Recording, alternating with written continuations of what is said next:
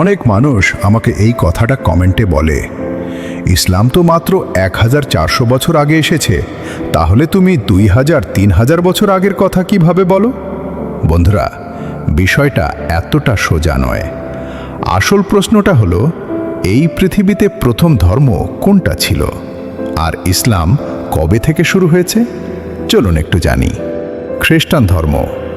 এই ধর্মটি প্রায় 2000 বছর পুরনো।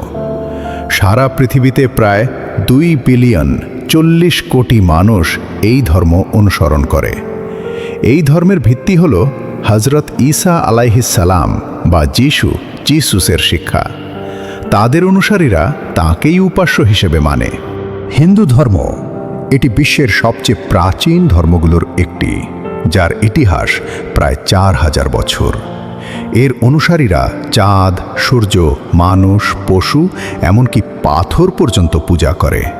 বিশ্বে প্রায় 1,20 কোটি মানুষ এই ধর্ম অনুসরণ করে। তাহলে এবার আসি নম্বর 1, আমাদের প্রিয় ও পবিত্র ধর্ম ইসলাম। বর্তমান বিশ্বে প্রায় 2 বিলিয়ন মানুষ ইসলাম অনুসরণ করে, আর আজও ইসলামের অনুসারীর সংখ্যা দিন দিন দ্রুত বাড়ছে। কিন্তু কিছু মানুষ বলে, ইসলাম তো মাত্র 1400 বছর আগেই এসেছে। বন্ধুরা, সত্যটা হলো 1400 বছর আগে ইসলাম শুরু হয়নি, বরং তখন আমাদের প্রিয় নবী হজরত মুহাম্মদ সাল্লাল্লাহু আলাইহি ওয়াসাল্লাম এই পৃথিবীতে আগমন করেছিলেন। তিনি ছিলেন শেষ নবী, ইসলামের প্রতিষ্ঠাতা নন। তার আগে 1,23,000 নবী পৃথিবীতে এসেছেন। মোট নবী ছিলেন 1,24,000 জন। কিছু বর্ণনায় 1,23,000 বলা হয়।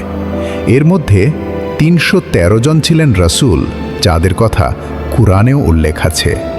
যদি গভীরভাবে চিন্তা করি, তাহলে দেখা যাবে পৃথিবীর প্রথম মানুষ ছিলেন হজরত আদম আলাইহিসসালাম, যাকে খ্রিস্টানরা আদম বলেও চেনে। আর তিনি ছিলেন একজন মুসলমান, অর্থাৎ পৃথিবীর প্রথম মানুষও মুসলমান ছিলেন, আর পৃথিবীর প্রথম ধর্মও ছিল ইসলাম।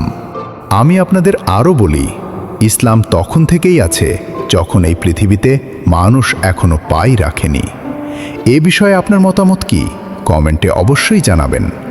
আর এই ভিডিওটি সর্বত্র শেয়ার করুন, যাতে সবার ভুল ধারণা দূর হয়।